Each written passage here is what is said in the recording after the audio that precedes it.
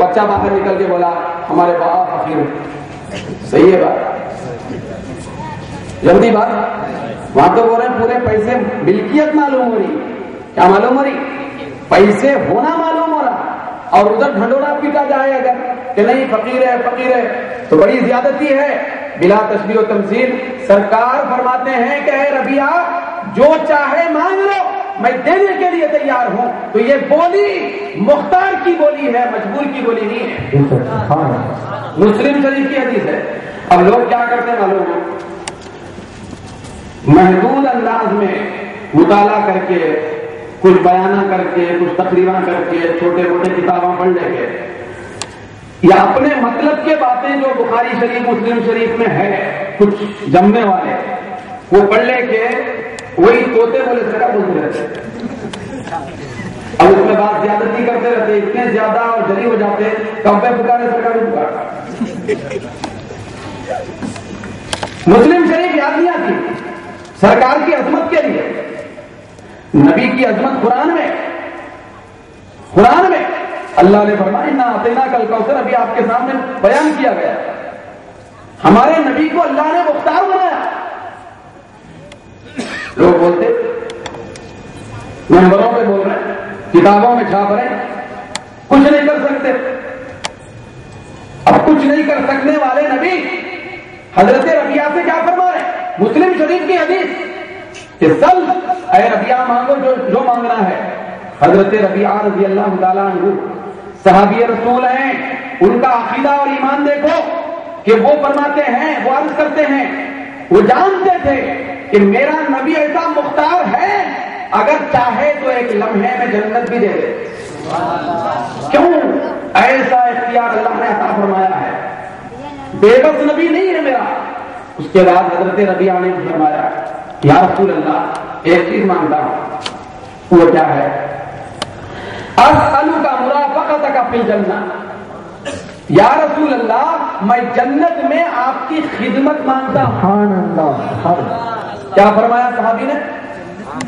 جنت میں آپ کی صحبت اور خدمت مانگتا ہوں. بولے جملہ ایک, مانگ لیے دو چیزیں. کیا کیا بولو؟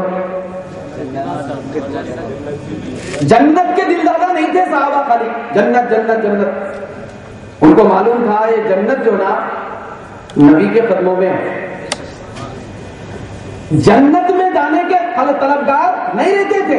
صحابی کا یہ جملہ بتا رہا یا رسول اللہ مجھے تنہا صرف جنت نہیں چاہیے, اگر جنت ملے تو آپ کی خدمت چاہیے. کیا چاہیے؟ در پردہ ان کا یہ کہنا تھا کہ یہ دنیا میں جو ہم زندہ ہیں اور دنیا میں جو رہ رہے ہیں یہ بھی آپ کی خدمت کے سلے میں رہ رہے ہیں, اور جنت بھی ہم کو اگر ہے, جنت کی بھی اگر تمنا ہے تو کسی عمل کے بنیاد پر جنت کے طلبگار نہیں بلکہ آپ کی خدمت کے طلبگار. جنت کے بدلے میں آپ کی خدمت ملنا نہیں بلکہ آپ کی خدمت کے صدقے میں جنت ملنا. کیا مطلب ہوا؟ مطلب یہ ہوا ایک مومن کی شان یہ ہونی چاہیے, کیا ہونی چاہیے کہ پہلے نبی کی خدمت اور ادب, بعد میں جنت. نبی کو چھوڑ دیے, یہ کرو جنت ملتی, وہ کرو جنت ملتی, روزہ رکھو جنت ملتی, نماز پڑھو جنت ملتی, قرآن پڑھو جنت ملتی. کہاں سے ملتی؟ دینا کو ایسا دکھ رہا جیسا ہے دنیا میں پلاٹنگ کر رہے ہیں, محلہ بک کر لے رہے ہیں, اور اس کے اوپر گھمنڈ بھی, عبادت کا ترا گھمنڈ. ہم نمازاں پڑھ رہے ہیں جنت ملتی نہیں. نماز کی بنیاد پہ اگر جنت ملنا ہوتا, آپ تو موصوف ابھی جنت میں گئے نہیں. آپ نماز اگر پڑھے تو جنت کیسے مل سکتی ہے؟ نماز پڑھنے والا, سب سے زیادہ سجدہ کرنے والا اندر تھا تو باہر آیا. انہیں تو گیا ہوا تھا شیطان. اگر نماز کے بدلے میں جنت ملتی, اس سے یہ نتیجہ بھی نہیں نکالنا دوستو کہ نماز پڑھنا ہی نہیں. ہماری یہ خام خیالی, نماز ہمارے آقا کی آنکھوں کی ٹھنڈک, نماز سے ہمارے رسول کو اتنی محبت کہ جو نمازی ہوتا ہے سرکار اس سے محبت فرماتے ہیں. نماز اس لیے پڑھنا ہے کیونکہ نماز پڑھنا بھی نبی کا میلاد ہے، نماز نہیں چھوٹنا ہے۔ کیوں؟ اس لیے کہ نماز کے آخر میں اللہ نے اپنے محبوب پر صلاۃ و سلام پڑھنا رکھا ہے۔ ہم نماز میں کیا پڑھتے ہیں؟ سورہ تو بدلتے رہتا ہوگا اور اپنے خیالات بدلتے رہتے ہوں گے، لیکن السلام علیکہ ایھا النبی یا تحیات میں برابر پڑھنا ہے۔ نماز پڑھنا الٹا مطلب نے نکالنا۔ تو نماز یقیناً بہت اہم فریضہ ہے، مگر نماز پڑھنے سے ہی جنت نہیں ملتی، یہ حدیث میں آیا، عبادت سے جنت نہیں ملتی۔ ایک صحابی رسول حاضر ہوئے، عرض کرنے لگے یا رسول اللہ متی الساعۃ، قیامت کب ہے؟ قیامت کب ہے؟ سرکار نے فرمایا ما اعددت لہا، اے پوچھنے والے پہلے قیامت کے لیے تیاری کیا کیا؟ قیامت کے لیے تیاری ہونا نا، تیاری کیا کیا؟ تو وہ صحابی عرض کرنے لگے یا رسول اللہ ما اعددت لہا، میں قیامت کے لیے کوئی تیاری نہیں کیا۔ کون کہہ رہے ہیں؟ بولیے۔ صحابی بے نمازی تھے؟ بولو بھائی، صحابی بے نمازی ہوتے؟ صحابی قرآن پڑھنے والے نہیں ہوتے؟ صحابی روزے دار نہیں ہوتے؟ صحابہ سے زیادہ کون روزے دار ہو سکتا ہے؟ بولو۔ صحابہ سے زیادہ پرہیزگار کون ہو سکتا ہے؟ ہم اور آپ سجدے کرتے ہیں تو یہ سجدہ قبول ہے یا مردود ہے اس کا کوئی بھروسہ نہیں، لیکن اللہ کے نبی کے قدموں میں رہ کر سجدہ اور رکوع کرنے والے وہ صحابہ جو سرکار کے ساتھ 5 وقت نماز پڑھتے تھے، اللہ تبارک و تعالیٰ قرآن مجید میں ان پیارے صحابہ کے رکوع اور تسبیح اور سجدوں کی تعریف فرمایا۔ سبحان اللہ۔ کیا ہے؟ ہم نماز پڑھ کے اللہ کی تعریف کرتے ہیں۔ نماز پڑھنے سے ہماری تعریف ہوتی ہے، لیکن معبود خود صحابہ کی تعریف نماز کے حوالے سے کرتا ہے۔ قرآن میں آیا تراہم رکعا سجدا یبتغون فضلا من اللہ ورضوانا، میرے نبی کے غلام ایسے نمازی ہیں کہ ان کے سجدوں اور رکوع کی تعریف میں خدا ہو کر بھی کرتا ہوں۔ سبحان اللہ، سبحان اللہ۔ جن کے رکوع کی تعریف کو خدا بیان کیا، وہ نماز نہیں پڑھنے والے ہوتے تھے کیا؟ بولیے۔ پھر صحابی ایسا کیسا بولتی ہے؟ حدیث میں آیا میں تو قیامت کے لیے کوئی تیاری نہیں کیا، بول رہے صاحب، حدیث میں آیا ما اعددت لہا۔ میں حدیث کے کلمات آپ کے سامنے بیان کر رہا ہوں، کہیں کوئی ایسا قصہ کہانی بول کے نہ بولے۔ ما اعددت لہا یا رسول اللہ، تیاری کا جہاں تک معاملہ ہے میرے پاس عمل نہیں، میں تیاری نہیں کیا، حالانکہ تیاری پوری تھی۔ بولیے۔ تیاری پوری تھی، نماز پڑھنے میں بے مثال تھے، سجدوں کی لذت حاصل کرنے میں بے مثال تھے، قرآن کو سمجھنے اور پڑھنے میں بے مثال تھے، روزہ رکھنے میں بے مثال تھے، لیکن عرض یہ کر رہے ہیں کہ یا رسول اللہ میں تیاری نہیں کیا۔ یہ بتانا چاہتے ہیں صحابی کہ یاد رکھو عبادت ضرور کرو، لیکن عبادت پہ گھمنڈ مت کرو، عبادت پہ بھروسہ مت کرو۔ یاد رکھنا عبادت سے جنت نہیں ملتی، نبی کی خدمت سے جنت ملتی۔ ما عادت لہا، میں تیاری نہیں کیا۔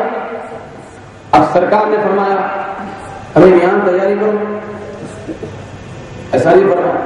سرکار جانتے تھے کہ تیاری والے امتحان عشق تھا، امتحان محبت میں کامیاب ہو گئے۔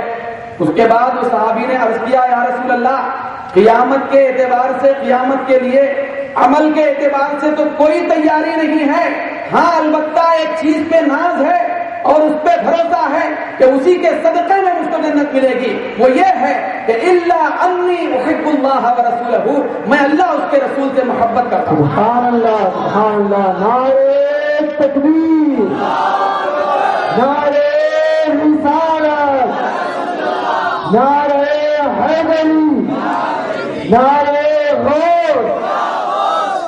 اب جب یہ بات وہ صحابی عرض کرنے لگے کہ یا رسول اللہ عبادت تو نہیں ہے، حالانکہ عبادت پوری ہے، عبادت تو نہیں ہے مگر محبت ضرور ہے، میں اللہ اس کے رسول سے محبت کرتا ہوں، تو سرکار نے آنے والے قیامت تک کے لوگوں کے لیے یہ جملہ مرحمت فرمایا اے آدمی، اے میرے غلام، اے میرے چاہنے والے، اے میرے محب، اے عاشق، اے میرے دیوانے، یاد رکھنا تیرے توسط سے میں قیامت تک کے لیے پیغام دیتا ہوں، المرء مع من احب، جو آدمی جس کے ساتھ محبت کرتا ہے قیامت کے دن وہ اسی کے ساتھ رہتا ہے۔ سبحان اللہ، نعرہ تکبیر، نعرہ رسالت، چمن چمن گلی گلی، ہم اپنے نبی کے محبت رسول میں۔ اب پتا کیا چلا، عبادت سے جنت نہیں ملتی۔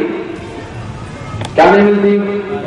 آپ تشویش میں نہ پڑے بھائی، یہ کیا بھائی ایسا بول رہے، عبادت سے جنت نہیں ملتی۔ ہاں حدیث میں آ رہا ہے عبادت سے جنت نہیں ملتی، محبت سے جنت نہیں ملتی۔ ارے پھر یہ عبادت کا کیا ہونا، عبادت کا کیا ہونا، چھوڑ دینا کیا؟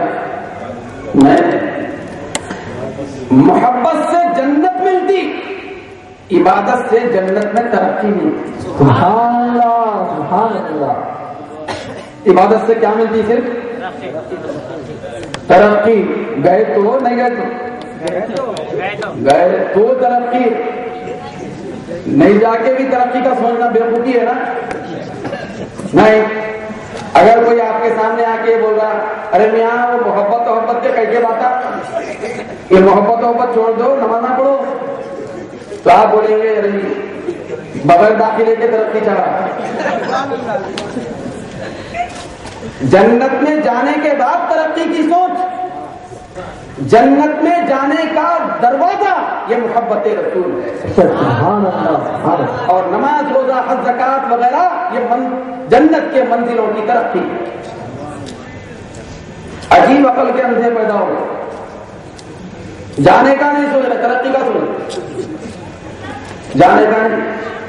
ایسا تو نہیں ہوتا نا، ہم خالی بس 5 لاکھ روپے کمائیں گے مہینے میں، سوچ رہے اس طرح پہ سوچے،